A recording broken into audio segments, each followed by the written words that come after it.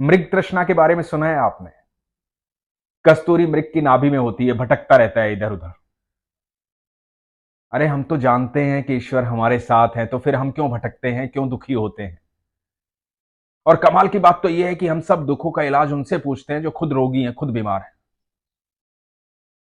हमारे पास हमारा इलाज है। हमारे सारे दुख दूर करने के लिए ठाकुर हमेशा हमारे साथ रहते हैं, हमारे ईश्वर हमारे साथ रहते हैं। इधर उधर मत भागो। अपने मन की बात अपने ईश्वर को कहो, अपने ठाकुर को कहो, बैठो उनके साथ और फिर देखो, आपका विश्वास पल प्रतिपल चमत्कार करेगा। यह अनुभव सुनो ध्यान से।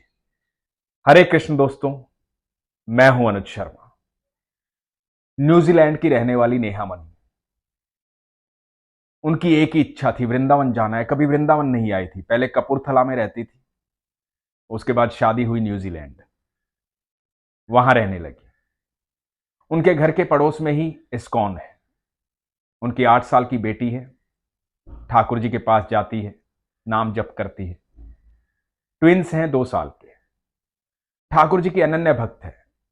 नेहा बताती है कि पिछले 15 साल से कान्हा जी से ही बात करती है। मेरे सब कुछ वही है, मेरे सर्वेश्वर वही है। बेहद प्रेम करती हैं, लेकिन कभी वृंदावन नहीं जा पाई थी। शादी जिस घर में हुई, उस घर के रीति रिवाज अलग थे। वहां ठाकुर जी की आराधना नहीं होती थी। हर घर के अपने रीति रिवाज होते हैं। जरूरी नहीं कि आप जिस घर में जाएं वहां हर जगह उसी आस्था के साथ, उसी प्रेम के साथ ईश्वर को उसी तरीके से और उसी रूप में पूजा जाए। हर एक की आस्था अलग होती है। सब रास्ते ठाकुर जी के पास ही जाते हैं। तो जहां शादी हुई, उस घर की आस्था अलग थी, इनकी आस्था अलग थी। कृष्ण से बेहद प्रेम करती थी, मन में एक ही इच्छा थी, वृंदावन जाना है। पर इनकी आस्था का कभी अपमान नहीं होता था, हमेशा सम्मान होता था।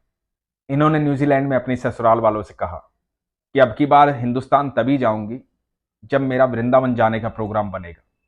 मुझे ठाकुर जी से मिलना है, मुझे बिहारी जी से मिलना है। मैं कभी मिली नहीं हूं, मुझे देखना है उन्हें, मुझे मिलना है उनसे। और ये भारत आई अपने परिवार के साथ, वृंदावन पहुंची। इनकी बुआ ने एक गोसाई जी का नंबर इनको दिया था कि कोई तकलीफ हो वहां पर तो गोसाई जी को फोन कर लेना। इन्होंने वृंदावन पहुंच के गोसाई जी को फोन किया। गोसाई जी ने इनको ठाकुर जी के सामने ले जाकर के खड़ा कर दिया। पहली बार इन्होंने बाके बिहारी को देखा। जब बाके बिहारी को कोई देखता है तो बस देखता ही रहता है। आपके मनों में कितने भी सवाल हो, कितने भी प्रश्न हो, वहां जाकर सारे प्रश्न खत्म हो जाते हैं। वहां की ऊर्जा अद्भुत है। ठाकुर जी के नेत्र हम सबको देख रहे होते हैं और हम ठाकुर जी को देख रहे होते हैं। मैं हमेशा एक बात कहता हूं कि आपको ठाकुर जी दिखे ना दिखे, पर ठाकुर जी आपको जरूर देखते हैं। और नेहा तो पहुंच गई थी ठाकुर जी के सामने, बेहद खुश थी, आंखों से अश्रु बह रहे थे।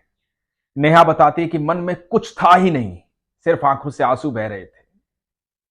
देख रही थी और मन में बस यही चल रहा था कि कितने साल लग गए आप तक पहुंचने में, कितने वर्षों बाद आपने मुझे बुलाया है।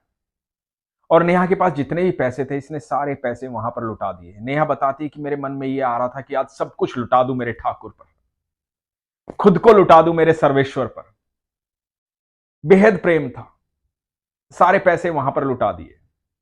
भगवान के दर्शन करके भाव विभोर होकर के वहां से निकली, निधि बन गई। जब निधि बन गई तो रास्ते में देखा कि सब ने माथे पर टीका लगा रखा है, सबके गालों पे लिखा है राधे राधे राधे राधे, हरे कृष्ण राधे राधे। तो इसको लगा कि यहां एक स्टैंप मिलती है, वो स्टैंप मैं भी ले लूं। तो एक दुकान पर गई, वहां से स्टैंप उठाई। स्टैंप निकली ठाकुर जी की, भगवान श्री कृष्ण की। दूसरी स्टैंप उठाई, वो निकली राधा रानी की। तो इन्होंने दुकानदार से कहा कि मुझे और चाहिए, ये कई सारी स्टैंप मुझे दे दो। तो दुकानदार ने कहा कि देखिए, आपको मिल गई है, ये मिलती नहीं है और नहीं मिलेगी, बस यही थी। तो इन्होंने दुकानदार से कहा, अरे आपने देखा भी नहीं, देखोगे तभी तो मिलेगी, एक बार देख तो लो। तो दुकानदार ने कहा, मैंने कहा ना, आप किस्मत वाले हो, आपको राधा और कृष्ण मिल गए हैं, नहीं मिलते यहां पे ये, और मैं आपसे कोई पैसे भी नहीं लूंगा। तो नेहा नहीं मानी। बहुत सारी स्टैंप थी वहां पर, सबको देखने लगी, ढूंढने लगी। बताती है कि करीबन करीबन आधा घंटा वो स्टैंप ढूंढती रही, लेकिन जो राधा कृष्ण उसको मिले थे वो दोबारा नहीं मिले। ये वहां से चली और ध्यान आया कि जितने भी पैसे थे वो सारे पैसे खत्म हो गए। परिवार वालों के पैसे खत्म हो गए वहां खाने पीने में, यात्रा में, और इनके पास जो पैसे बचे थे वो थे डॉलर, न्यूजीलैंड की करेंसी। इतवार का दिन था, कहीं भी वेस्टर्न यूनियन खुला नहीं था, पैसे थे नहीं, पैसे की आवश्यकता थी। गाड़ी वृंदावन से कपूरथला की तरफ चल पड़ी। रास्ते में मन में चिंता थी कि क्या करें। ठाकुर जी से प्रार्थना की कि ठाकुर जी पैसे तो खत्म हो गए हैं, अब आप ही कोई रास्ता बताएं। गाड़ी में पेट्रोल खत्म होने वाला था, पेट्रोल के भी पैसे नहीं थे, जो करेंसी थी वो बाहर की थी, तो करें तो क्या करें। गाड़ी पहुंची जीटी रोड, सोनीपत, गन्नौर के पास। वहां एक बीकानेर की दुकान है मिठाई की। नेहा के मन में आया कि इस दुकान पर चलती हूं, शायद पैसे की व्यवस्था हो जाए, इनसे रिक्वेस्ट करके देख लेंगे। तो नेहा ने वहां गाड़ी रुकवाई और बीकानेर की शॉप में गई। नेहा बताती है कि मैंने जाकर के वहां बताया कि इस तरह से पैसे खत्म हो गए हैं, पैसे चाहिए, हम आपको डॉलर दे देते हैं।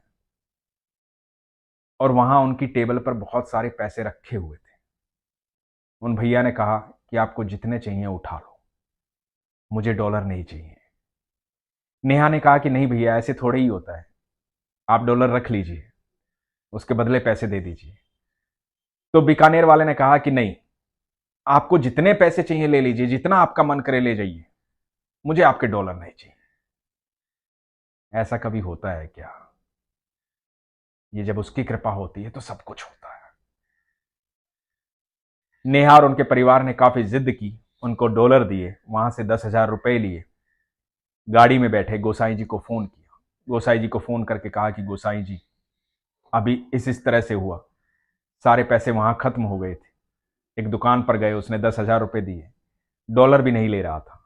तो गोसाई जी ने कहा कि तू अपने आप को लुटा रही थी ना ठाकुर पर। ठाकुर पर कोई थोड़ा सा भी विश्वास करता है, ठाकुर अपना सर्वस्व लुटा देता है उस पर। सबका दाता वही है, सब उसी से मांगते हैं। आप अपना पात्र बड़ा करो, इच्छा बड़ी करो, जितनी बड़ी कर सकते हो उतनी करो। देने वाला अनंत ब्रह्मांड का मालिक है, परमेश्वर है, उस पर विश्वास रखो। आप थोड़ा सा विश्वास करके देखो। नेहा दर्शन करके आई थी, ठाकुर जी से मांगा था। मैं भी यही कहता हूं, किसी और से मांगने की जरूरत नहीं है, किसी और के सामने हाथ फैलाने की जरूरत नहीं है। आपको पता भी नहीं है कि आपके लिए उसने क्या इंतजाम कर रखे हैं। आप विश्वास करके तो देखो।